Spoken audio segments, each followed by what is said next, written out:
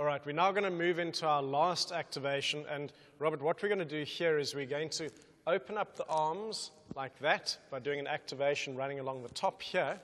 But we're also going to make sure that that movement in the wrist that you were talking about so nicely, that you were saying Ernie has got so beautifully, we want to make sure that anyone watching this can actually say, wow, I've got that movement. So do you want to just do the little test for me? You're just going to take on your grip and just get a feel for it, how your hands should feel. So all we're doing is getting an idea of where you're at right now. For me, when Robert first showed me this, I actually realized how tight I was in this movement. Now, the interesting thing on how it ties in with the lats is if the lats were not working, the muscles here start cheating to try and take over the job. But one of these guys is actually the one that's helping you doing the turning. So you're losing some of the guys that are going to be able to give you that turn in the wrist. So we need to turn all of that on and at the same time have those open shoulders. So Robert, first thing I'm going to get you to do is check that, nice, and squeeze the thumb back as far as you can. Just a feeling of how you're feeling with this. How does that feel? Good.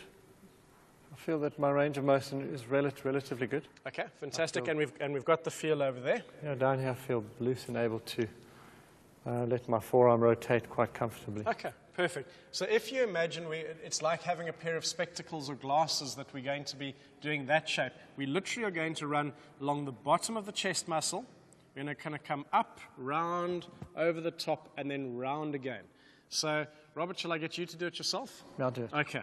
So what we're doing is we're going, let's start on the right, and we're just going under that pec muscle. Can be pretty tender. It's a very nice line to get. If as you get here it's too awkward, just swap hands, round. I'm hitting some lovely points for myself there. Yeah, it is quite tender as I go around there. So then we're just going to work across here. And that part we've just done is opening that up there. Get all the way across. And again, you're going to find certain areas have nothing and others are a little bit tender and under that arm. And then just following the pec muscle, the chest muscle, right the way through. Okay, fantastic. So Robert, now all we're going to do, and what you really want to do is squeeze that thumb back as much as you can, rotate it. How does that feel? Okay, I feel a little freer. Okay, so just a bit freer just means that we're getting that arm back better. Yeah, it feels like I could reach back, get a little bit more out of my backswing comfortably. Okay, fantastic. And what about that wrist turn?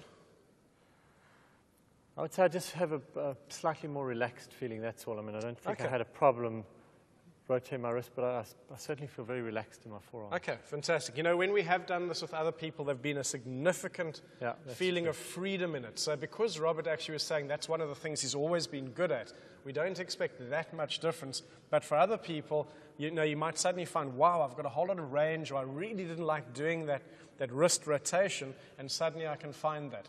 So there we go. Those are the quick activations taking you through just to fit in with, we want to break that slice. We want to get you playing a nice game.